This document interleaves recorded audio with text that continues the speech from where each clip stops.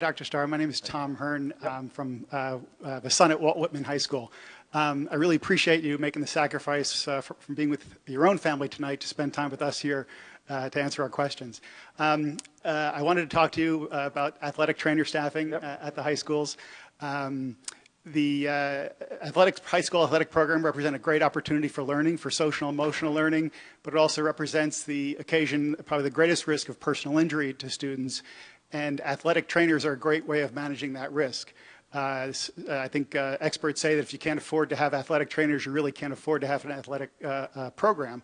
I think we're surrounded by school districts, District of Columbia, Fairfax County, Howard County, all have athletic trainers. And I appreciate that you had staff research the cost, about $500,000, which is to do that.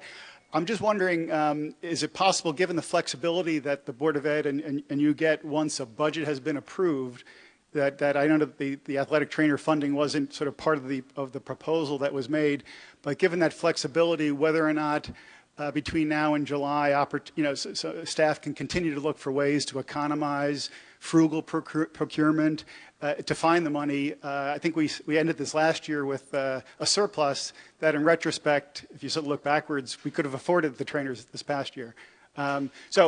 All that is a broader question of what's the best way to keep our high school students who play sports safe and get the trainers. Well, look, thank you for bringing up that issue, Tom. And I know it's been something that you've been very actively engaged in promoting for a while and raising awareness about it, and I appreciate that.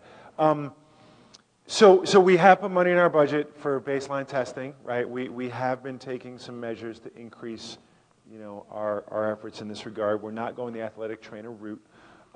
Whether we do in the future, we'll have to see. We want to see how the baseline testing goes. It's interesting how this issue has become so big in a relatively short period of time, right? And whenever you're doing this kind of work, right, $500,000, it doesn't sound like that much, but it's $500,000 that we're then not spending on something else, and what becomes, athletic trainers may be the most important for some folks, where something else might be most important elsewhere. So we think we're taking appropriate progressive measures to address the issue, which isn't everything that could possibly be done under the sun, but we're making progress towards it, and there's no plans at this time to reallocate any funds towards athletic trainers.